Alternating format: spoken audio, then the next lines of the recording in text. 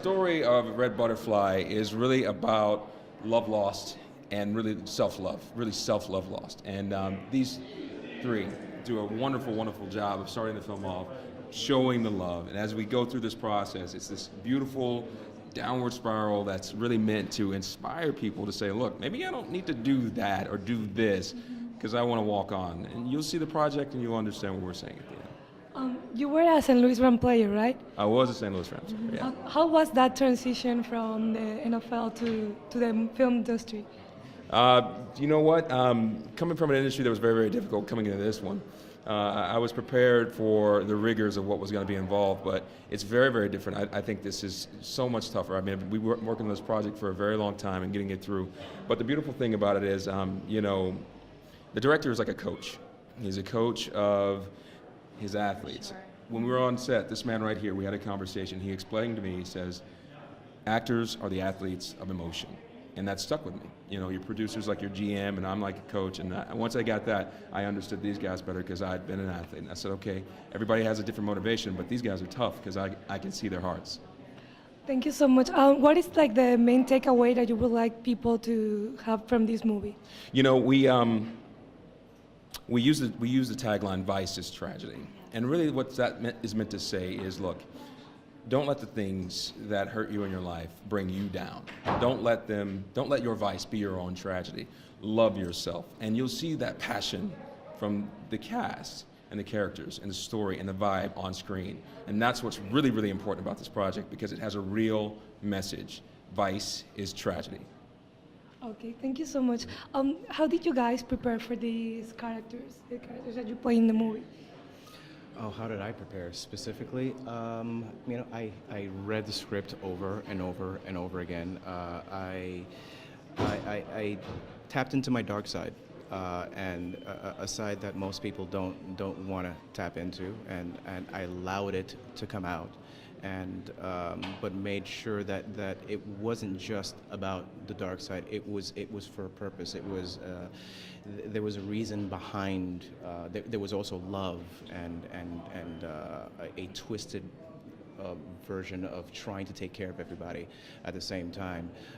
So for me, it was very much like, you know, like all actors do. Is like it's just sitting in a room by yourself, a lot of solitude, and working and reading and doing it over and over and over again. And then eventually when we get on the set, sometimes the work that I would do would be thrown out. And it would be, and he would say, it's like, you know, it's like playing, like playing sports, like literally, like sometimes the game changes as you're playing it. And he'll go, I need more. I need something else. Whatever it is that you're doing, you're just acting. I need more than acting. I need emotion.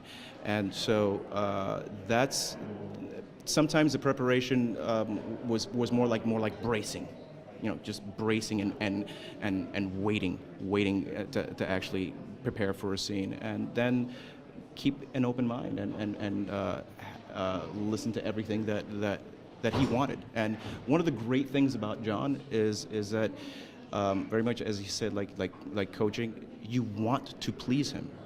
You want to. You just absolutely. It's the environment we had. We worked hard. We want to tell this story. We want to tell this story. So all I did was I made sure that I wasn't so closed off with what I planned on, what I worked on the character, and make it things so concrete. I just wanted to make sure I had space, so whatever he told me, that I can actually do it. And if I saw him happy, or rather, if I saw him kind of just say, cut, that means like I made him happy. That to me made my day. That to me made my day. What about you guys? How did you guys prepare for that? Yeah, there's a real downward Well, spiral. I definitely didn't try to please John. Anyway. No, not at all. No. Yeah, I mean, working with the three, all of us, we just sort of played off of each other, but John was really generous with his time and talking to us about it and lending us music that helped us get to a certain place. You know, that always really helps, but just really getting into that downward spiral, of course, there was a lot of isolation and things that I think that we all sort of did alone.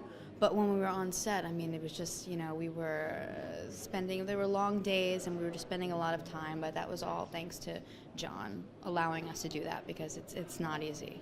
Yeah, the script is amazing because I mean it's a story about surviving, and I think we can all relate with that. We're all kind of survivors in our own way, you know. So I think this is a story about how a beautiful friendship and how people that actually grew up together, supporting each other, can crash and just you know, because it starts out with a what do we think it's a small thing, and then there's no such things as small things. Everything matters, and that's what this movie is talking about. It's at every single detail in our lives, our friends, our, you know, what we do for a living. Everything matters, and that's what I love the most about this movie.